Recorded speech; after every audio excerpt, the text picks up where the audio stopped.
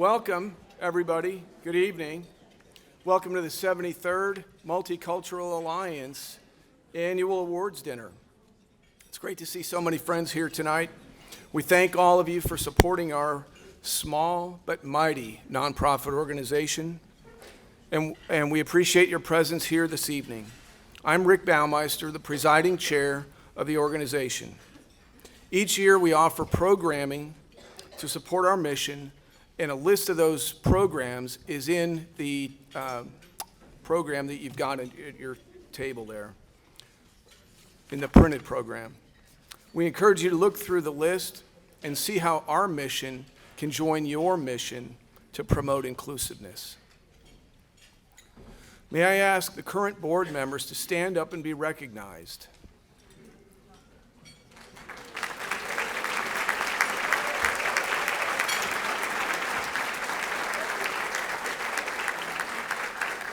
They will thank you for the applause. I should have said, hold your applause, because I was then going to ask all former members of the Multicultural Alliance Board and also, or the National Conference of Christians and Jews Board. If you've been a board member of either of those in the past, please stand and be recognized.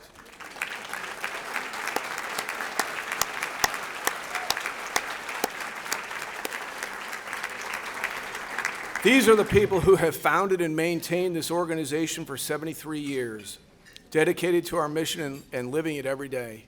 And we appreciate you being here. These are truly the core of our effort. I'd also like to thank everyone in attendance again, and with a special thanks to our table sponsors. A list of our sponsors is also printed in your program.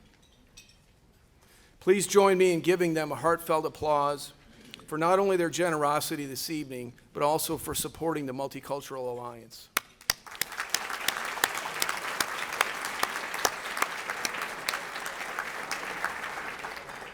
Tonight, we come together to recognize and honor three individuals: Dr. Jennifer Brooks, Commissioner Roy Brooks, and the Honorable Betsy Price. All three have lived our mission of inclusiveness.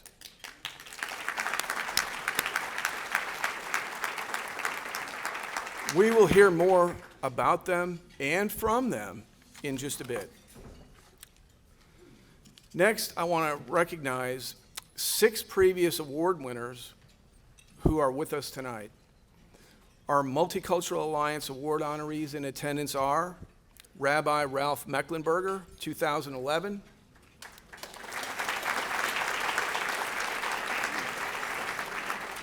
John Avila, 2012. Marvin Blum, 2016.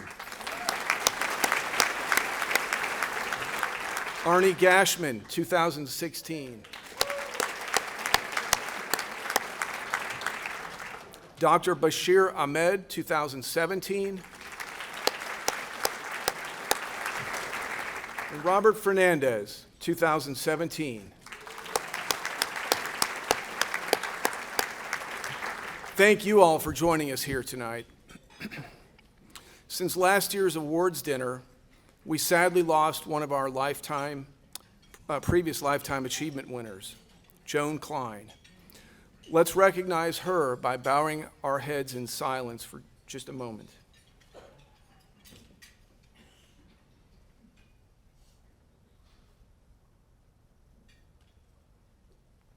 Thank you. At this time, I'd like to call Jody Sanders up to the stage, please. Good evening. It's my pleasure to introduce our 2 Lifetime Achievement Award honorees. When friends and colleagues describe Dr. Jennifer Giddings Brooks, words like community focus, mentor, and servant leader are used. Dr. Brooks has a distinguished record in both educational administration and community service. She's worked in every level of education, elementary through college, including her work as a research evaluator, the Texas Education Agency professional service provider, and educational consultant. As an evaluator, Dr. Brooks published numerous abstracts and articles. Her passion for research was celebrated recently with the dedication of 2 historical markers in downtown Fort Worth and the completion of her first book. Dr. Brooks attended Chapman College in Orange, California, and its Semester at Sea program, sponsored by the Institute of International Education and Texas Christian University. After completing her undergraduate degree, Dr. Brooks began graduate courses at TCU and the University of London, concluding with the completion of her doctoral studies at Texas Women's University in Denton, Texas. Deeply committed to her community, Dr. Brooks serves or has served on the boards of numerous nonprofit agencies. Some of those agencies include Fort Worth Art Commission, President YWCA, Visit Fort Worth, Chair Congressional Education Task Force, Multicultural Alliance, the United Negro College Fund, Child Care Associates, Vice Chair of the Texas Health Methodist Hospital, Vice President Fort Worth Opera, Performing Arts Fort Worth, Bass Hall, Terrell Academy Foundation Board, Young Women's Leadership Academy Boards, and Secretary of the Fort Worth African American Museum and Cultural Arts Center. And along with her, our second honoree tonight is Commissioner Roy Charles Brooks. He stands at the forefront of our county, which is one of the fastest growing urban counties in the United States. Commissioner Brooks has earned a reputation for innovative solutions that stand the test of time. For over 30 years, he's represented our community as a community volunteer, a city elected official, and now as a county commissioner. He's an expert in delivery and finance. This has been acknowledged through his involvement with hospital leaders, state legislatures, Congress, and the White House. He's especially proud of his work for the homeless, infant mortality, health disparities, AIDS education, Tarrant County's ex-offender reentry program, and the Nurse-Family Partnership. He's the former president of the National Association of Counties, where he championed the initiative for serving the underserved. And that organization represents 3,069 counties throughout the United States. He's received numerous awards, and when he's not working with the community, he's a long-term member of the Morningside United Methodist Church, an avid reader, a collector of African art, a passionate music lover, and a participant in the Adley H. Trezevant Memorial Choir of the historical I.M. Terrell High School. So please join me in welcoming Dr. Brooks and Commissioner Brooks to the stage.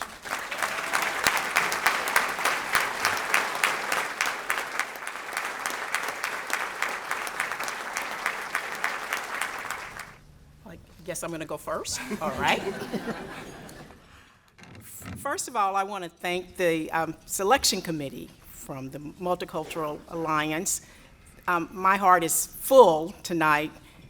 This is such a great honor, and I certainly appreciate it, and I'm pretty sure my commissioner husband appreciates it too. I served as a member of the board probably 10, 20 plus years back when there was another name. And one of the things that I really liked about serving on this board was the fact that the focus was on talking about diversity and inclusion and respect and understanding, which is so important and is even more important today. And I appreciate that. And it was great to go to board meetings because they were very inspiring, and I had a chance to meet so many great friends that I still have as friends today. And I appreciate all of you for coming and believing in the focus of this organization. It was mentioned that when I was in college, I participated in the Semester at Sea program.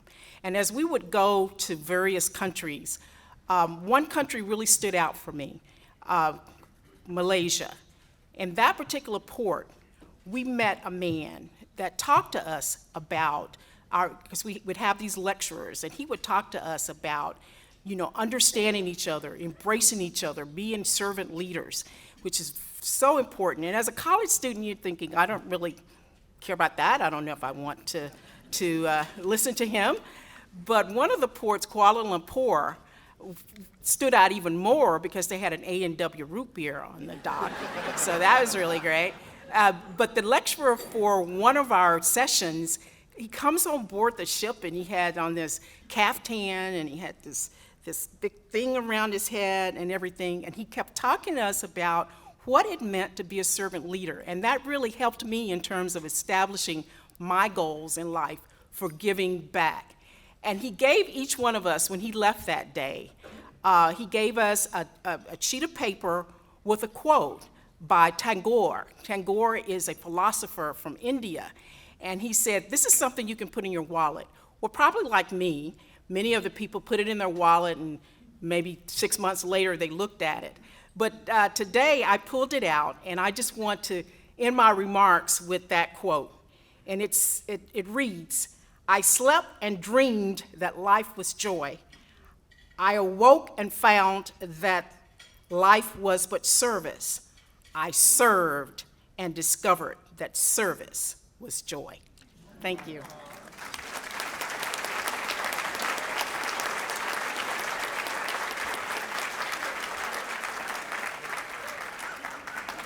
Wow.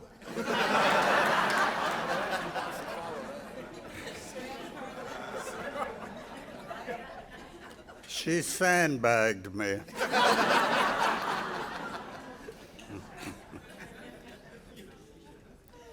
I am tremendously grateful to the Multicultural Alliance for this Lifetime Achievement Award.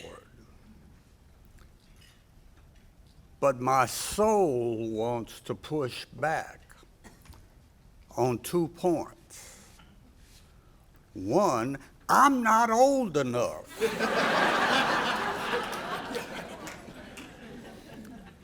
And 2, I'm not done yet.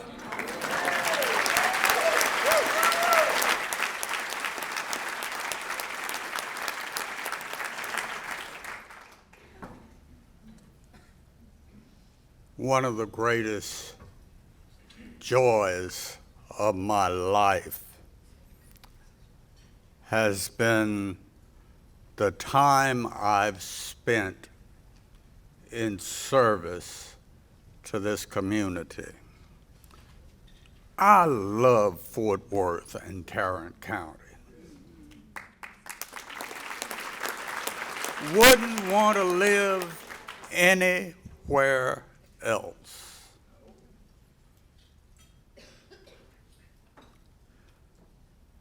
But these days,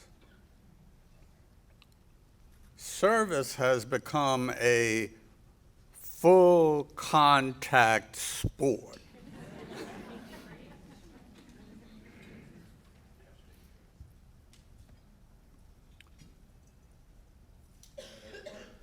So I'm done. I'm not done serving, I'm done holding public office. I have no idea what I'll do in retirement, and I don't feel like I need to have an idea what I'm going to do in retirement. Whatever I'm supposed to do, I think will find me. And I'll know it when I see it.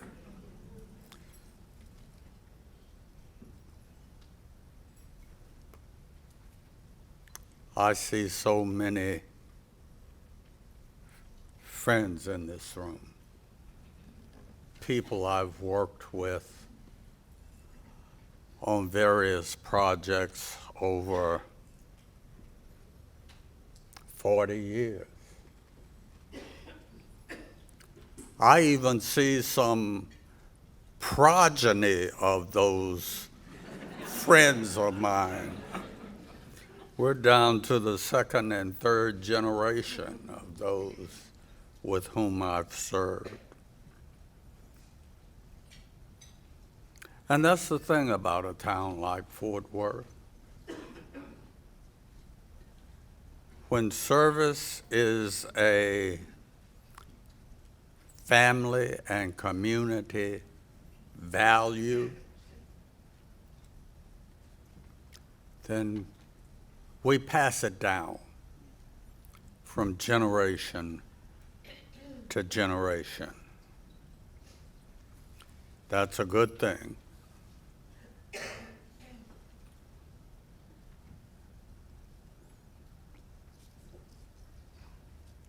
During my service, I did a lot of stuff.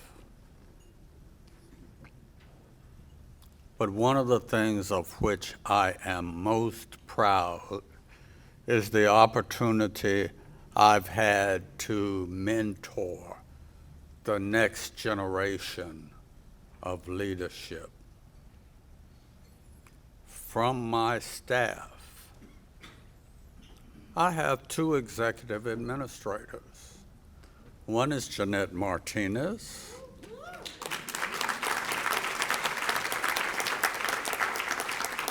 who just got elected to the Fort Worth City Council.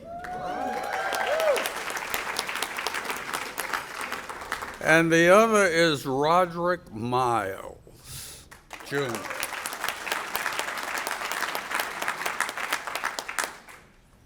who is running to succeed me as county commissioner. Now, I've endorsed Roderick, and since y'all think so highly of me, I hope you'll also think very highly of Roderick when you go to the polls. That's my political announcement for the day. For those of you who don't like it, shoot me. Thank you all so much for this outstanding honor.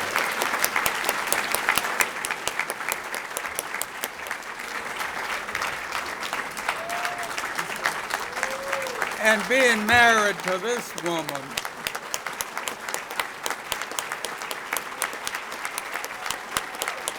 was pretty special too.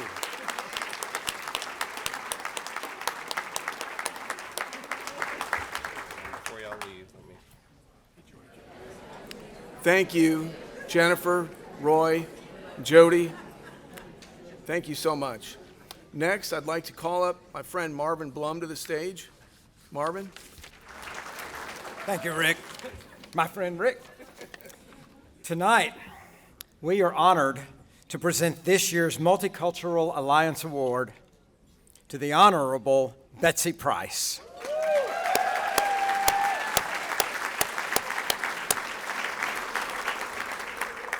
We all know Betsy, but let me fill you in a bit. Betsy lives our mission, and I'm going to tell you how. Betsy Price served as the mayor of Fort Worth for 10 years, which is the longest serving mayor in the history of Fort Worth. But this award is not bestowed on Betsy just because she was the mayor for 10 years.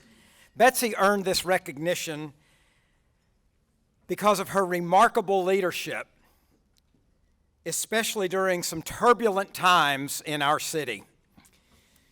The turbulence started in 2016 with the Jacqueline Craig police incident, giving rise to months of protest. How did Mayor Price respond?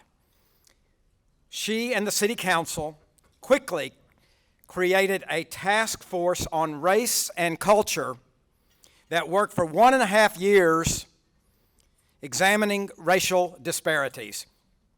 This task force formulated effective strategies to address criminal justice, economic development, education, healthcare, housing, homelessness, transportation, and governance.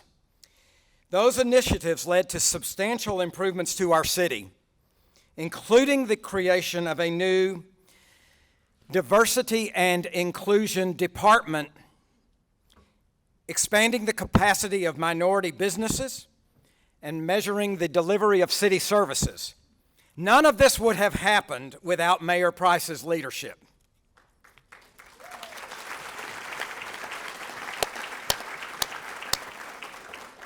Mayor Price also addressed strained relations between the police and the community, creating the Office of Police Oversight Monitor.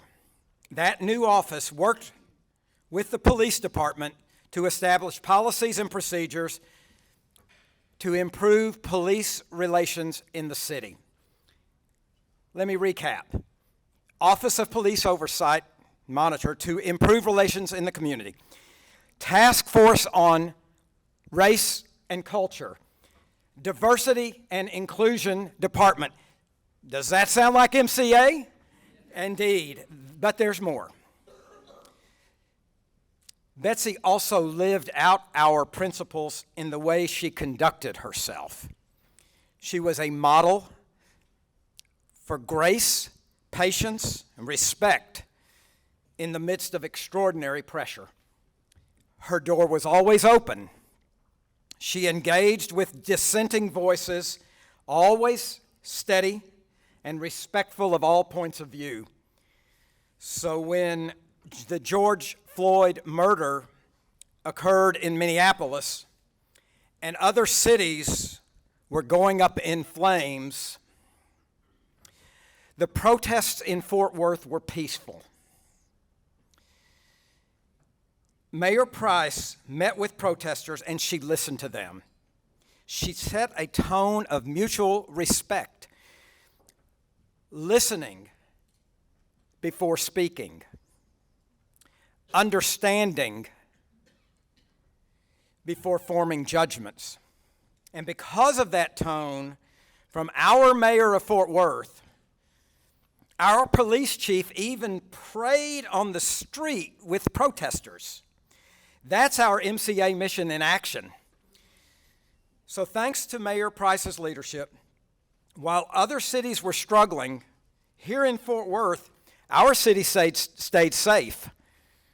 The crime rate declined, race relations improved, and even during COVID, the Fort Worth economy grew. Mayor Price made good decisions balancing public health with economic progress, and that COVID recovery strategy was a catalyst to bring new investment to Fort Worth, giving rise to the new Texas A&M campus in downtown Fort Worth.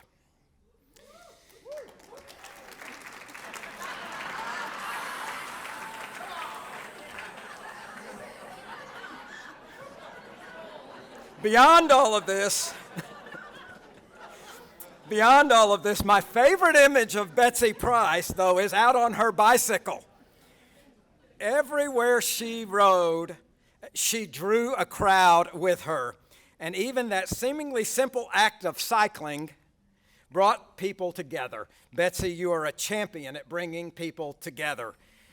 And your focus on biking and fitness made us healthier, too, because she led the effort to make Fort Worth the largest Blue Zone certified city. And she even ran the half marathon last weekend. Woo! So I want to applaud Betsy for being and for being all of that, plus an adoring wife to Tom. Yeah. And a loving mother of 3 children and a devoted grandmother to 6 grandkids. The Multicultural Alliance is honored to shine a spotlight tonight on Mayor Betsy Price. President Kennedy wrote Profiles in Courage about leaders who did the right thing even if it was not expedient to do so. And Betsy Price, you are a true profile in courage. Please join us up here, Betsy.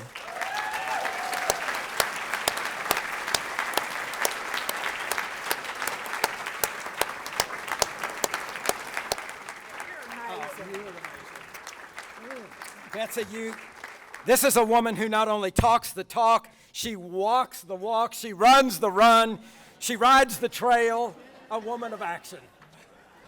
I'm just trying to stave off the years so I can still be here to serve. Marvin, thank you. You're amazing. Rick, thank you for heading this amazing organization. But mostly, thank all of you. Each and every one of you is why we're here tonight. And you are what makes Fort Worth so incredibly special. The work that I did was not about me. It was not about the council. It was about each and every one of you being there, listening to our parts of the community, bringing the issues to us, giving us a chance to join in and listen. You know, some of what you brought up I've kind of forgotten, but we lived it day in and day out, and it was wonderful. But I truly believe that leaders, this is a nation that was formed on leaders, not politics, but public servants who are there to lead. And good servants are always listening. No matter what your faith is, you listen to other people. I grew up in Fort Worth. I was born here. And I grew up in a community that was very divided. Are we perfect now? No, we're not. But Roy is the same age as me. And he can attest that we've come hundreds, if not thousands, of miles in our inclusion and our listening to each other and where we go. When I was mayor, I was blessed to have a wonderful faith-based cabinet that was a very mixed bag of people. And their advice was among the very first things that I did when we had a crisis. I would pick up the phone, call some of them, whether it was the imam or the rabbi or one of our black Christian leaders or nearly anyone, and they all had tremendous advice, and they all said, Betsy, listen to your heart. You have a servant leader's heart, and you know where to go. And I was never led in the wrong direction. And the people of Fort Worth were always there. Did they always agree with me? Oh, no, they did not. There were fire-breathing dragons lots of nights. But I truly believed if you talked to people and you listened to them and you loved them, I can't tell you, people said when I was first elected, you're going to get sued for hugging everybody. I said, no. I hug the guys, and I hug the girls, and I hug the kids, and I'll even hug the dogs. So, because it's how you get to know people. You let them see your heart and your mind, and they will tell you theirs. And getting on the bike, as Marvin mentioned, was really more about seeing communities. We took people in the Poly neighborhood, in the Stop 6 neighborhood, in the Deep North Side neighborhood. We took them through Tanglewood and all, and invariably there'd be people who'd say, I've been in Fort Worth 20 years, I've never been in this community. I needed to see this. I remember we took a group of 50 on our bikes to the Baptist Seminary, and people said, I didn't know we had a Baptist seminary here. You know, but it's amazing, and it's when you get out and connect with people, and none of us are any better than anyone else. Whether you're an elected leader or whether you're the guy or girl sweeping up the crumbs or serving the table, we're all God's creatures, no matter where your faith is. And Joanne gave me a great reminder, and I'll leave with you tonight. It really is. It's about listening, leading, but mostly it's all about love. Thank you for loving me, and thank you for loving Fort Worth.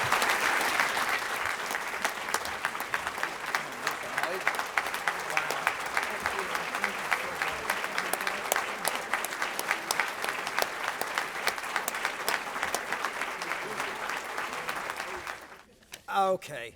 At this point, I'm going to interrupt our regularly scheduled program for a special presentation. I'm going to invite our president, Dr. Cheryl Kimberling, to join me here at the podium. She does not know about this.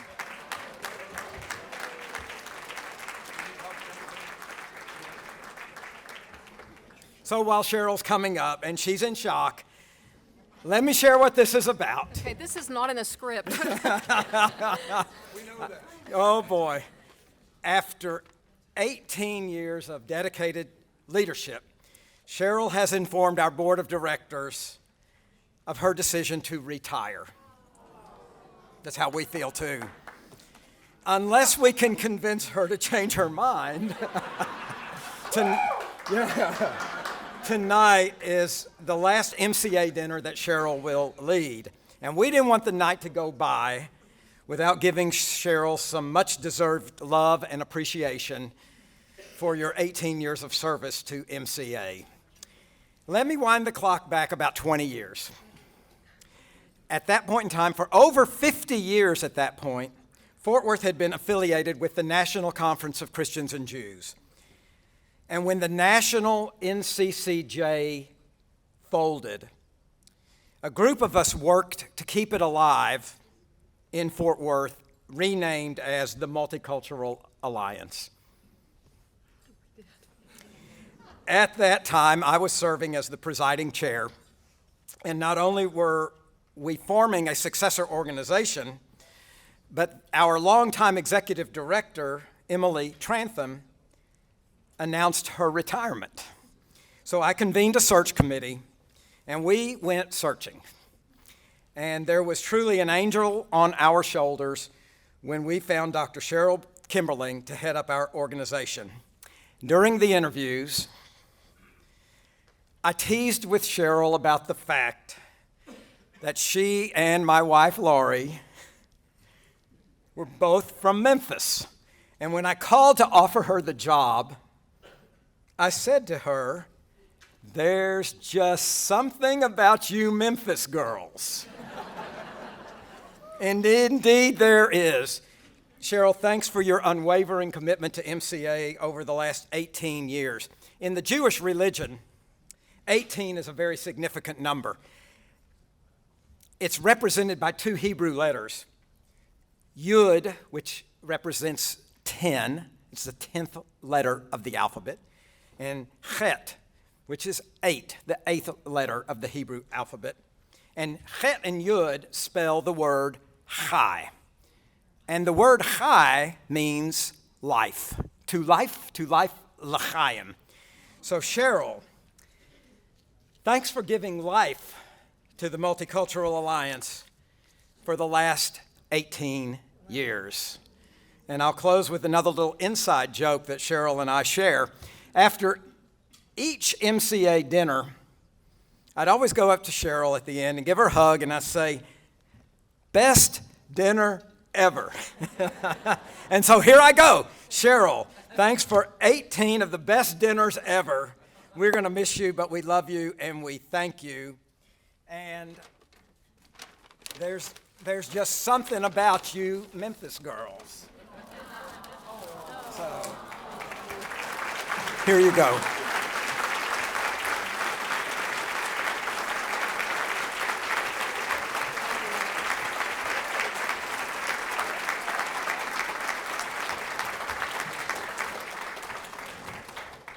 He didn't tell me I could speak, and I didn't write myself in the script, but I do want to say how very lucky I am to have something so wonderful to say goodbye to.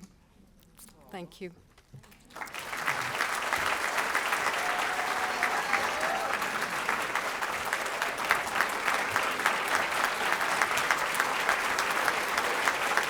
Thank you so much, Marvin, and thanks, Cheryl. And we knew that you would decline if we suggested having you come up here and do all that. So I would hate to follow anything that we've had so far tonight, but we must move forward. And we've got a couple of actually very exciting people to hear from. First is going to be Campbell Jung. Campbell is a young man sitting over there, soon to be up here with us. He attended Camp Community as a high school student from Trinity Valley, and then returned in 2023 as a counselor. Campbell, come on up. How's everyone doing tonight? Y'all look fantastic. All right, so let me see if I can. Okay, I don't think it comes off. I'm just gonna tell y'all a little bit about myself and Camp Community and how it's impacted my life. So let's get into it. So first, a little bit about me. The program has a little bit of information, but some key things I wanted to highlight. One, I grew up here in Fort Worth. I went to TVS for 13 years. Second, I'm mixed. I'm biracial. I'm half Chinese. I'm half white. And as Rick mentioned, I went to Camp Community in 2018, and I came back as a counselor in 2023. There's a photo of me in New York. That was just last weekend. That was for a Lunar New Year celebration. So, yeah, I was having fun there. Yeah. So I want to start off with my first camp in 2018. There you can see our group photo. It was a lovely group. We had like 40 delegates, a lot of friends that I still talk to this day. And there on the left, that's me and Haley. We were in a heritage group together, and we did a presentation on Chinese heritage. We were the only two Asian kids at camp that year. But I remember the way I found out about camp was a few weeks before camp. I was 16, it was summer, I was, lounging around the house, whatever. My dad comes to me, he says, "Oh, you're going to," well, my dad, who's right there, tonight. Yeah. So he comes to me and he says, "Oh, you're going to Camp Community." And I was like, "Camp Community? What's that?" He was like, "Oh, don't worry, I'm on the board, You'll have a great time, I promise." I was like, I'm 16 at the time. I'm like, the board of what? I didn't know he was on the board of anything. And so I'm like, the board, that just sounds boring. I don't think I want to go, Dad. And, he says to me, "Well, you don't have a choice." So that was the end of that conversation. And so a few weeks later, I got on the bus. I went to Camp Community. I didn't know anyone going into it. I didn't do any research beforehand, which I probably should have. But so I went in with an open mind. And I remember on Friday, on the last day, my dad picked me up from camp. And I got in the car. He asked me, "Well, how was camp?" And I said, "Well, I think that just changed my life." So, yeah. Needless to say, I had a great time at camp. And I want to talk about a few of the key takeaways that I had from it. So, first, one of the biggest things I learned, I remember very distinctly my family group leader at camp, he stressed the importance of getting outside of your comfort zone. And this was something that really resonated with me. And to this day, I still practice getting outside of my comfort zone. And it's been such a service to me in my life and my growth, my development. And so camp really gave me the courage to step outside of my comfort zone and showed me that I had that strength within me. Secondly, it revealed the similarities between people rather than the differences. And, at camp, there's a lot of different people, a lot of different delegates from a lot of different backgrounds. I mean, I went to TVS for 13 years. Let's just say it's a bit of a sheltered community there, to say the least. So, I was exposed to a lot of different people, a lot of different delegates from different backgrounds, different neighborhoods. But the important takeaway from camp is that,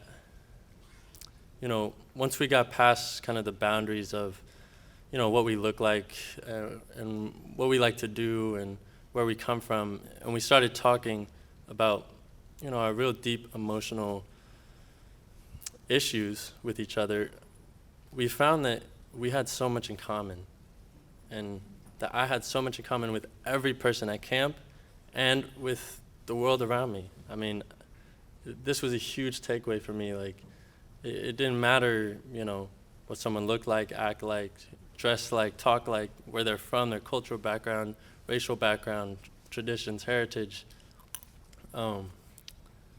I had so much in common with everyone.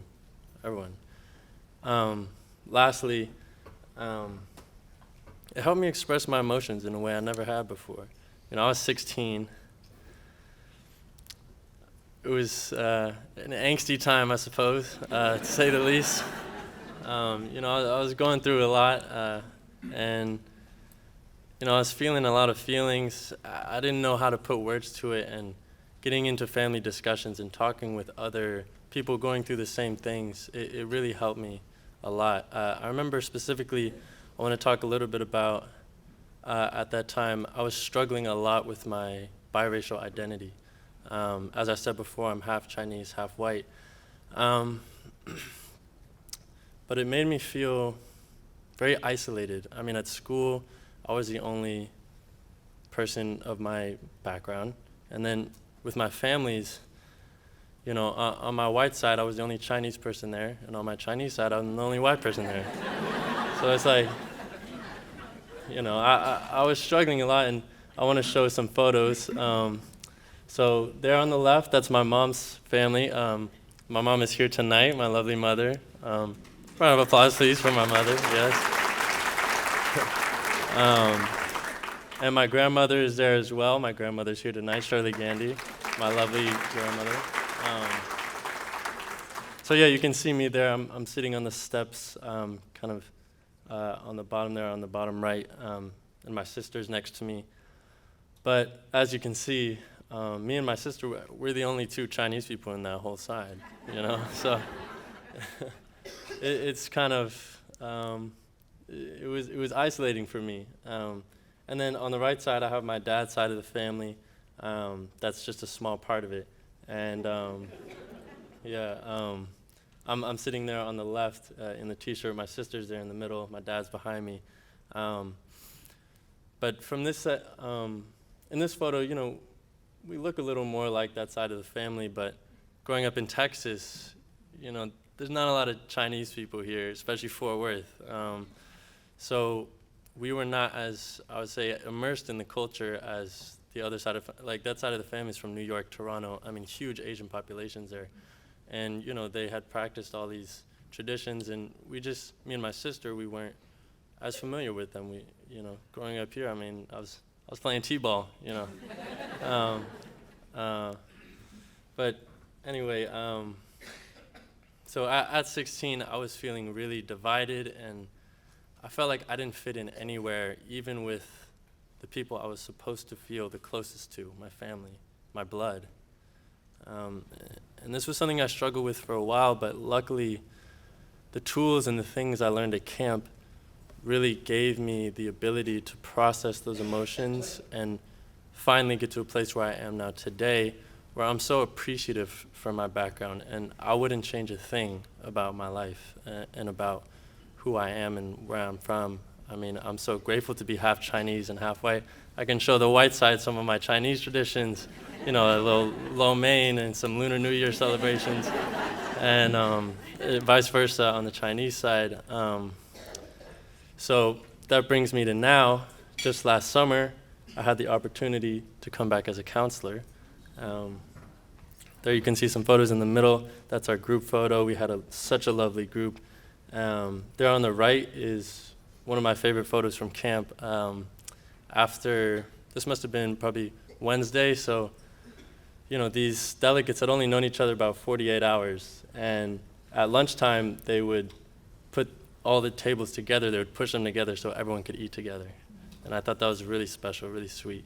Then finally on the left there, that's me with my heritage group. We were the Multicultural Heritage Group. And actually, I had the opportunity to give a talk at camp about being multiracial. And,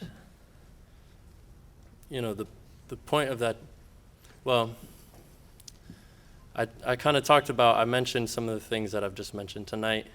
And I really talked, one was to resonate maybe with some multicultural delegates. You know, I had 3 there in my group. I was hoping maybe I could shed some light on my experience to maybe help them, show them the light at the end of the tunnel. And also for the other delegates that maybe are not biracial or mixed, just to kind of expand their horizons and understand the world around them and the people around them. But at this camp, I mean, I had such a wonderful time. And I think I learned just as much from my second camp as I did on my first one. So I want to talk a bit about the impacts from that camp. So first, I experienced a whole new level of leadership. You know, as a 21, now 22-year-old, I had not had a lot of responsibility in my life, to say the least. And, you know, Cheryl really put her faith in me to be a good camp counselor, family group leader, cabin group leader. You know, I gave my talk. I was a photographer, AV guy. It was a lot of responsibility, but I was so proud to be able to have that on my shoulders and to be able to fulfill those responsibilities, which I hope I did a good job. I think I did.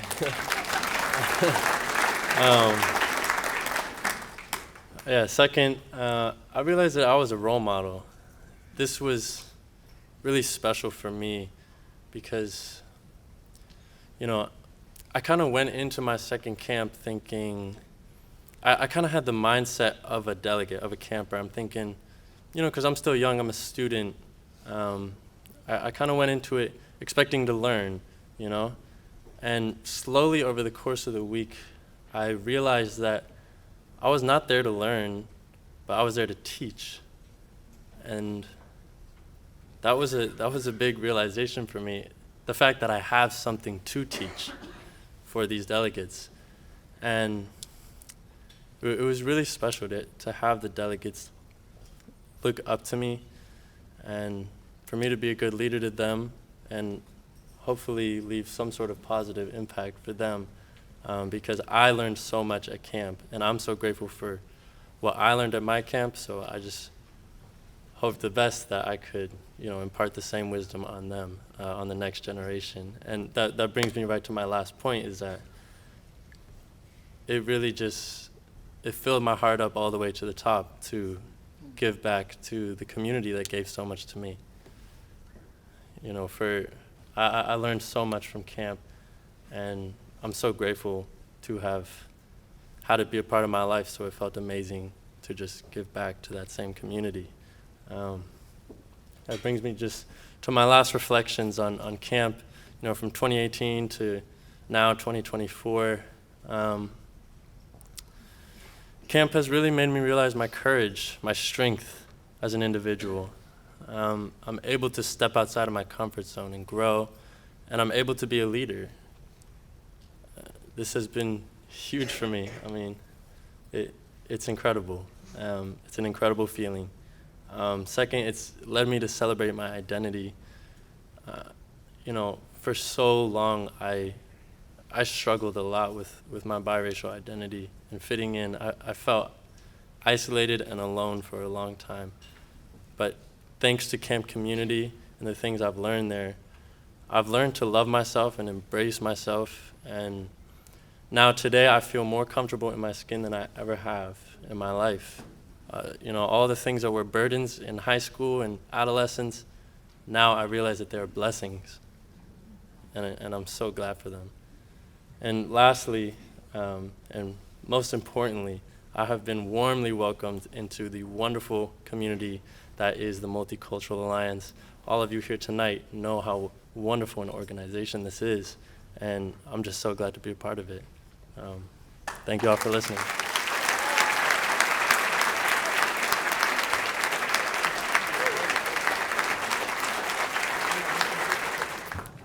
Thank you so much, Campbell. We've got another treat, and that is to hear from Rabbi Sidney Rubenstein.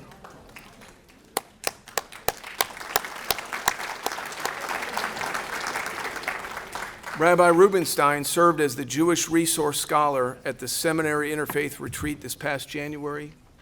She's going to tell us a few remarks. Okay. I've learned that every new community I come to has to have a step stool.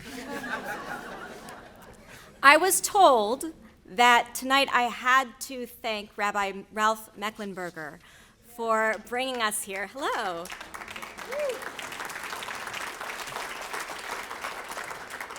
I'm so excited to speak with you and to meet you, but also just in the time that we've been here tonight, I've met so many others who it sounds like made this organization a reality. It sounds like when the National Conference of Christians and Jews was starting to fold, a good number of you said, no, we're not done yet.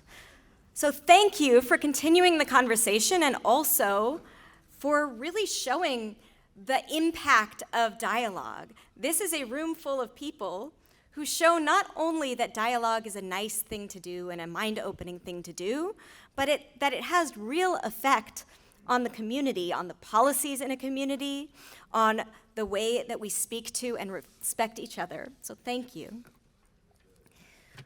When I was in high school, I came home to find my 3-year-old brother running around the house, screaming my favorite Jewish prayer at the top of his lungs. He was twirling around, he was tripping over himself, he was laughing hysterically, all while repeating the interpretation he had learned in preschool. God is everywhere and God is one. God is everywhere and God is one. Shema Yisrael, Adonai Eloheinu, Adonai Echad. Among rabbis, we don't often use the language of getting a calling. But for me, experiencing a toddler's pure joy and wonder at God's presence was as close as it gets. Here was this energetic little boy screaming the Shema, the prayer that I would say as a whisper with my eyes closed whenever I was having big emotions. I became fascinated with finding the universal ways in which God shows up for each of us, along with the vast differences between how we get there. When I went off to my historically anti-religious liberal arts college, I quickly became that student who asked everyone I met about what they thought about God. After a couple of semesters of studying religion and becoming involved in every Jewish and interfaith extracurricular activity I could, I knew I wanted to spend my life exploring the question of how to help individuals and communities towards their closest relationships with God. I knew I wanted to be a rabbi. After college, I studied Talmud in Jerusalem for 2 years, and then I continued to study at the Ziegler School of Rabbinic Studies in Los Angeles for 5 years, working with Jewish communities in Los Angeles and San Diego throughout my learning. After ordination, I spent 4 wonderful years as the rabbi of a tiny Jewish community in Shreveport, which I've heard some of you are from. For the past 6 months, I've served in Richardson, Texas, as the rabbi of Congregation Beth Torah, a 280-family conservative Jewish synagogue that was founded 50 years ago on the principles of welcoming, inclusion, and equal participation of men and women. I live with my husband, also a rabbi, my 15-month-old son, and 2 dogs. This past November, I received a call from a beloved Talmud professor who asked me to serve as the Jewish resource scholar of a retreat she had been part of for years, the Multicultural Alliance's Interfaith Seminarian Retreat. While I was hesitant to be away from my son overnight for the first time in his life, the indefatigable Cheryl Kimberling convinced me that it would be more than worth it to get a few nights of actual sleep, and she was absolutely correct.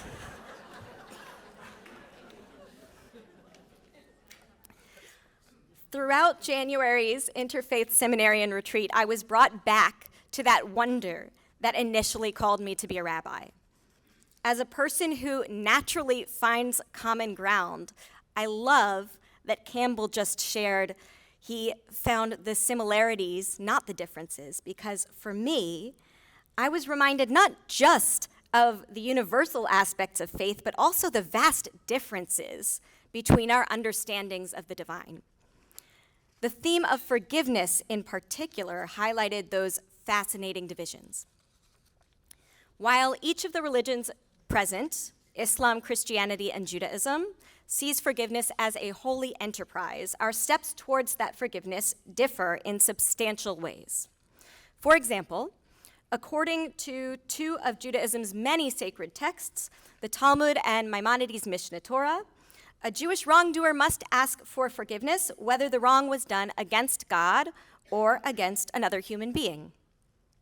Automatic forgiveness from God is never assumed.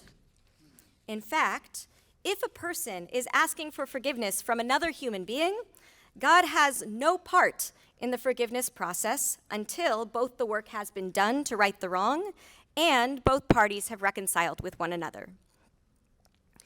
According to what I heard from my fellow participants, in much of Protestant Christianity and Islam, when one person wrongs another, the wrongdoer can independently ask for forgiveness from God without communication with the wronged party. Similarly, those who have been wronged are encouraged to forgive a whole lot more liberally than in the multi-step process of forgiveness that Judaism prescribes. One Muslim colleague gave a reason for this difference that is entirely foreign to Jewish theology. If they did wrong, it's their problem. That's on them. It's not my problem. In Judaism, our actions are so intimately intertwined with one another's that my neighbor's welfare and the practice of her religious tradition depends on my own and vice versa. There's very little separation. Throughout the conference, our discussions on forgiveness revealed further layers of theological difference. What God expects from us, what our consequences will look like in this world and the next, individual versus communal salvation, even who God is and is not. And yet, in the way that the conference was structured, with an emphasis on conversation and questioning rather than debate and proselytization, we were able to marvel at what Rabbi Jonathan Sacks so beautifully terms the dignity of our difference. Beyond that dignity of difference, I came away from the retreat with unexpected inspiration, specifically from the Muslim participants. When Christian and Jewish participants would ask the Muslim participants a question, they would answer with absolute certainty about God's will. They knew exactly what God wanted from them, and they knew that God would always be present in their lives. Coming from a religious tradition that encourages experimenting with doubt, that kind of devotion gave me a new sort of energy and intention. What if, I asked myself, I believed with certainty that whether or not I said my morning prayers decided my personal fate in this world and the world to come? What if, rather than pacifying congregants who claimed to be agnostic, I challenged them to just at least practice suspending disbelief, to surrender themselves to God's presence, even just for a few moments a day? Since January's seminarian retreat, because of the words of these young, fully committed Muslim students, I've invited this value of devotion more readily into my teaching, into my counseling, into my personal practice. Of course, I'm not the central audience of the annual Interfaith Seminarian Retreat. Rather, our gathering is intended to inspire and motivate the future leaders of our various faith communities. Through teaching sessions, discussion groups, model worship services, and casual discussions at meals, the Interfaith Seminarian Retreat gives our developing faith leaders the opportunity to learn about how to speak to people of different backgrounds. Each year, they get to learn about the assumptions that others might not know about their respective faiths, and they get to learn about the assumptions they don't know about other people's faiths. When our participants serve in their present and future communities, they will now know at least some of the underpinnings of other people's arguments and ideas so that they can guide their congregants through a better understanding of our ever-changing world. As faith leaders so often have the opportunity to organize on behalf of the wider community, our seminarians now have the language to better connect with those who might not share all of the same values, but certainly share some integral hopes. I think back to the beginning of COVID, when access to face masks was limited. It was North Louisiana Interfaith, our local interfaith organization, that arranged houses of worship to serve as distribution centers for free masks. It was that same organization that worked with the Louisiana Department of Health to hold webinars about the importance of vaccination, aimed at devoted members of diverse faith communities. Without respectful dialogue, we could not have served those thousands of individuals who needed protection and hope at our communal time of need. With a forum like this retreat, our developing spiritual leaders are now prepared to come together in times of communal crisis and hopefully times of communal joy as well. Regardless of our theological differences, most clergy experience the challenge of holding our congregants' emotions and baggage while also existing in our own human lives. My hope is that this retreat not only helps its participants in the professional sense, but also gives participants the chance to make friends who understand the particular struggles inherent in serving faith communities. My hope is that participants now have colleagues they know they can call when it seems like no one else will understand. On our last night of the retreat, as the faculty led a final question and answer panel, one Christian student asked the dreaded question that had been the elephant in the room throughout the week.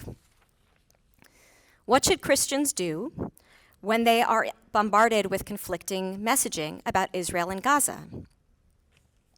While our specific views on the war may have been drastically different, we as Muslim and Jewish participants answered with a whole lot of similarity. Remember that this is not just political to us, but personal. We have lived in these places. We have friends and family there. What we need first, before social and political action, is a listening ear, a friend to tell us that we are not alone in our grief, that we have support in the world outside of our respective Muslim and Jewish bubbles. When we open ourselves up to this wonder of difference, the similarities become so much more sacred. I feel truly blessed to have experienced and helped to lead a space where we could explore both the differences and the similarities with respect and awe of one another's humanity. Thank you to all of the board members, previous and present, to all of the supporters in the room, for making this exploration a reality.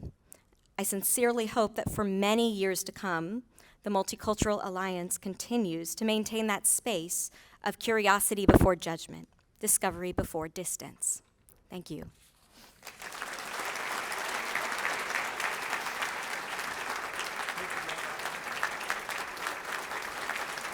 Thank you so much, Sydney Campbell. Those were so inspiring. It reminds me of a time about 7 or 8 years ago when Allison, my wife, sitting over here quietly for a change. I didn't say that. Quietly. We were invited guests of Kelly Decker, who's a board member, and her husband, Olin Poole. And it was at that dinner that I was sitting there, and I just was so unbelievably inspired. I knew a little bit about the Multicultural Alliance before attending that dinner, but it was my first real experience with the organization. And I was one of those guys who grabbed one of the cards on the table, and I've checked every box, call me, thinking, yeah, whatever, they'll never, call, whatever.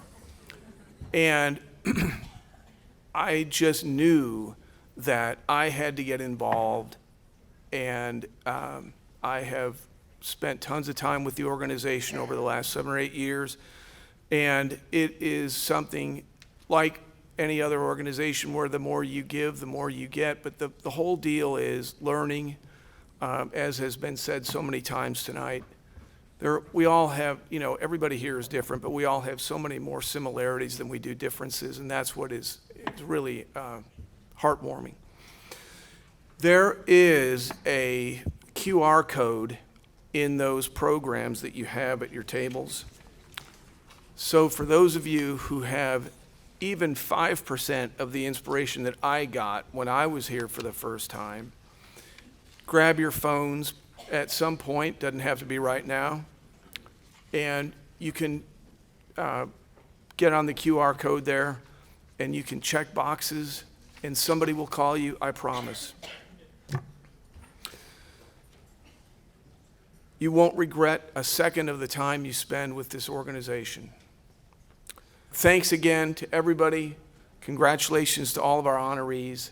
Thanks so much to everyone for being here tonight, and that is it. Good night.